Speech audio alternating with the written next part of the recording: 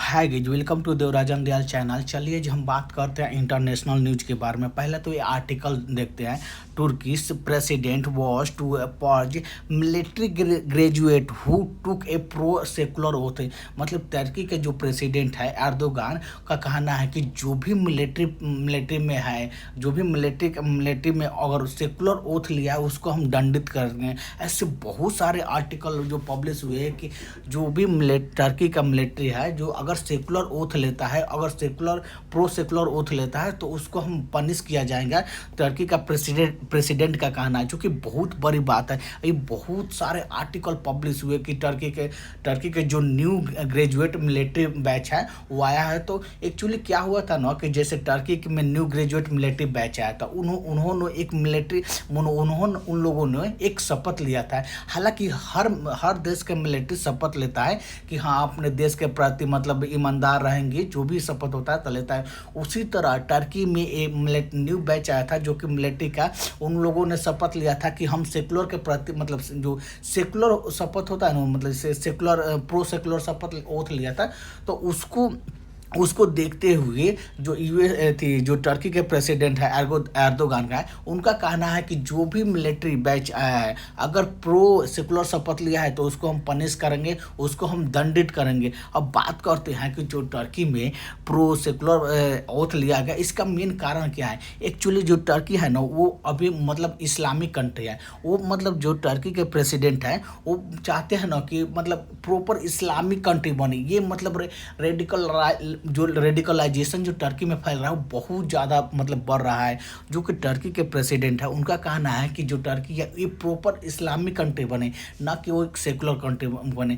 अभी टर्की एक secular country है, पर वो वहाँ पर मतलब वो उसको चाह रहा है कि जो टर्की के प्रेसिडेंट है उनको सेकुलर से बहुत ज़्यादा नफरत है। वो चाह रहा है कि प्रॉपर एक इस्लामिक कंट्री बने, एक जो कि इस्लाम के फॉलो करे। उसी को लेते हुए एक्चुअली क्या हुआ था, जो टर्की के जो मिलिट्री था उन लोग का वो लोग शपथ ले रहे थे। वो लोग बोल रहे थे we are the soldier of Mustafa Kemal. जो मुस्तफ़ा कामेल है ना, जैसे इंडिया के जो फादर कहा जाते हैं महात्मा गांधी जी को, उसी तरह टर्की के फादर को कहा जाता है मुस्तफ़ा कामेल आतातुर्क, जो कि मतलब उनका एक मतलब जैसे फाउंडर माना जाता है टर्की का। उसी तरह जैसे और refer to a the secular founder, मतलब जो टर्की के जो बहुत मतलब वो जो मुस्तफ़ा कामेल आतातुर्क थे वो सेकुलर फाउंडर थे। मतलब मॉडर्न टर्की है ना उसका वो फाउंडर है।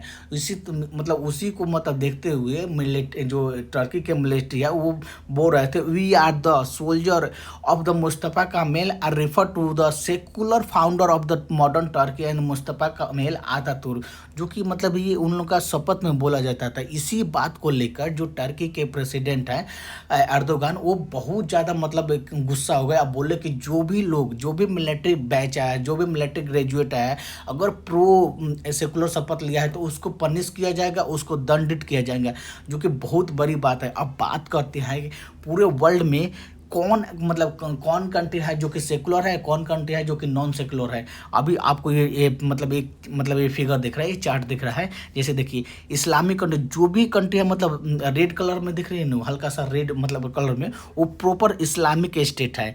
और जो भी मतलब जैसे ऑरेंज कलर में दिख रहे हैं वो कंट्री है, वो मतलब स्टेट रिलीजियस है। मतलब उसका रिलीजियस जो भी स्टेट है ना वो रिलीजियस से फॉलो करता है। जो भी जैसे मतलब ग्रीन कंट्री है जो दिख रही है वो मतलब प्रॉपर सेकुलर कंट्री है। जैसे कि अब बात इसमें आके देखते हैं, जैसे वो देश है जो कि स्टेट है जो मतलब या तो मतलब सेकुलर है या तो नॉन सेकुलर है। अब बात करते हैं जैसे कि ईरान हो गया, बांग्लादेश हो गया, मतलब ये मतलब जो प्रॉपर स्टेट जो कंट्री है ना स्टेट का रिलीजियस मतलब है। स्टेट उसका जो स्टेट रिलीजियस स्टेट है। जैसे कि बांग्लादेश है ना प्रॉपर रिलीजियस स्टेट है।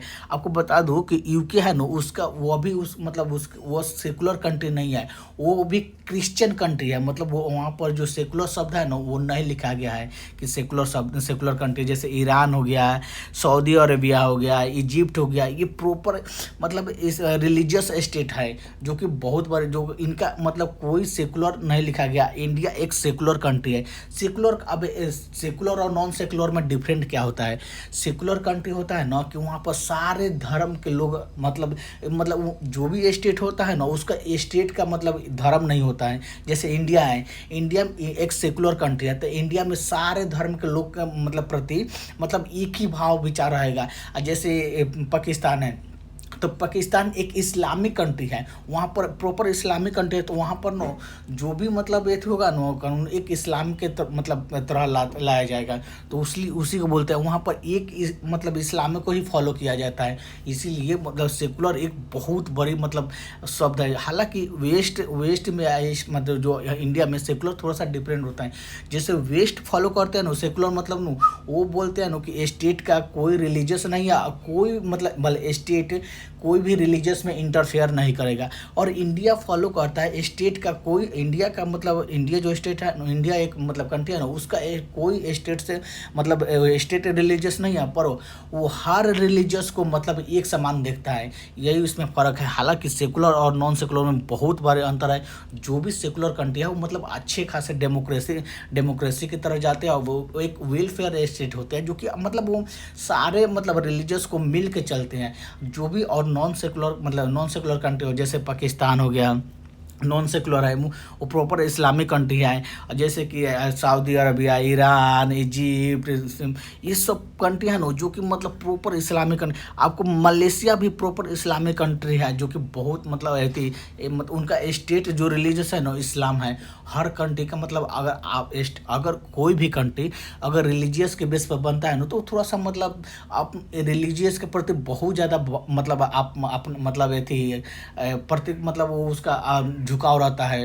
रहता है। जो कंट्री अगर रिलीजियस के बेस पर नहीं बनता उसका रिलीजियस के प्रति झुकाव उतना नहीं रहता है, और सारे रिलीजियस को एक समान देखता है। अब बात करते हैं जो सेकुलर शपथ लेने, जो टर्की के प्रेसिडेंट है, तो वहाँ के मिलिट्री पर सेकुलर शपथ लेने पर क्या बोले?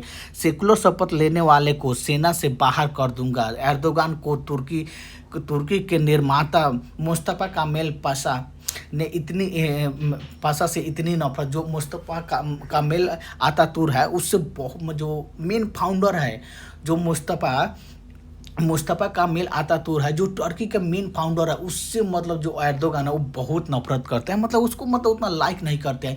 इसी को मतलब देखते हुए वहाँ पर जो मिलिट्री है जो शपथ ले रहे थे कि हम सोल्जर है मुस्तफा कामेल अतातुर्क का, जो कि एक शपथ में बोला जाता है, तो मतलब उससे वो बहुत चिढ़ाए और चिढ़ते हुए और मतलब गुस्सा हुए और बोले कि जो भी मिलिट्री अगर ये शपथ लिया है, प्रो सेकुलर शपथ लिया है, उसको हम दंडित करेंगे और पनिश करेंगे, जो कि बहुत बड़ी बात है। हालांकि जो टर्की है ना वो अभी बहुत ज़्यादा न्यूज़ में हो रहा है। अभी कुछ दिन फिलहाल टर्की जो बोले हैं कि टर्की के जो एर्दोगान है वो बोले हैं ना कि इस्लामिक अलायंस बनाया जाएगा, ताकि इजराइल के अगेंस्ट लड़ने के लिए, इजराइल को जो एक्सपेंशन रोकने के लिए इस्लामिक अलायंस बनाया जाए, जो कि बहुत बड़ी खुलेआम एकदम मतलब इजराइल से टक्कर ले रहा है। हालांकि इजराइल से इसलिए अभी टक्कर ले रहा है ना तुर्की ले रहा है क्योंकि ये नाटो मेंबर है। जिस दिन नाटो मेंबर से तुर्की मतलब जो एर्दोगान हट जाएंगे उस दिन इजराइल इनको मतलब कुत्ता बना के मार देगा,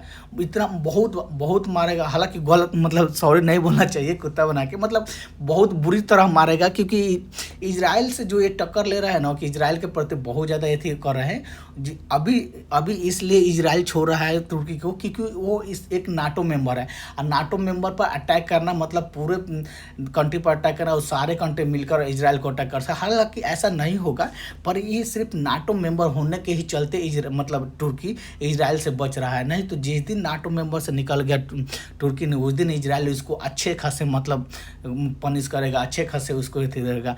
अच्छा करता हूँ कि आपको समझ में आया। अगर वीडियो को समझ में आए तो लाइक कीजिए, कमेंट कीजिए, शेयर कीजिए और सब्सक्राइब कीजिए। Thank you.